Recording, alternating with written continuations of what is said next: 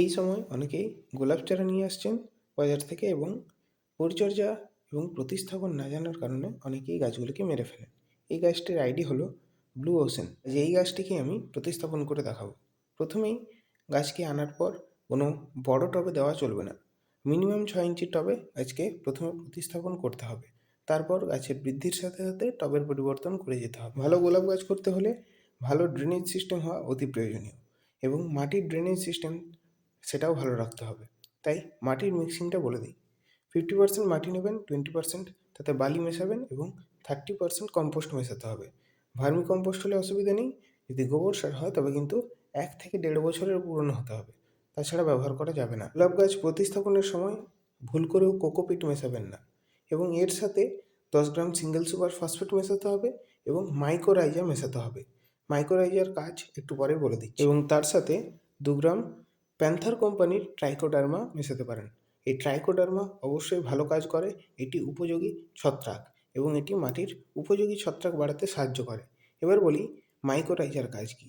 এই মাইকোরাইজা রুটের ভেতরে প্রবেশ করে এবং রুটকে স্ট্রং করে, গাছের বৃদ্ধিকে ভালো করে এবং প্রচুর খাবার গ্রহণে সাহায্য করে। তাই অবশ্যই এই মাইকোরাইজা গোলাপ গাছের ক্ষেত্রে ব্যবহার করুন। এর বেশি মাটিতে আর কিছু এখন মেশানোর প্রয়োজন নেই। যেহেতু মাইকোরাইজা দিচ্ছি তাই 10 দিন পর্যন্ত কোনো কেমিক্যাল খাবার দেওয়া যাবে না। 10 দিন পর থেকে গাছের রুট ট্রিটমেন্ট শুরু করব। এবার দেখাই গাছকে কীভাবে প্রতিস্থাপন করতে হবে। টবের অর্ধেক অংশ মাটি দিয়ে ভর্তি করবেন এবং তারপর একবার গ্রো ব্যাগ সমেত চারাটিকে বসিয়ে নেবেন এবং দেখে নেবেন যাতে উপরের দিকে 1 আঙ্গুল গ্যাপ থাকে এবং যেদিন চারা প্রতিস্থাপন করবেন সেদিন গ্রো ব্যাগের মাটিতে যেন না জল থাকে, তাহলে চারা বের করতে অসুবিধা হবে।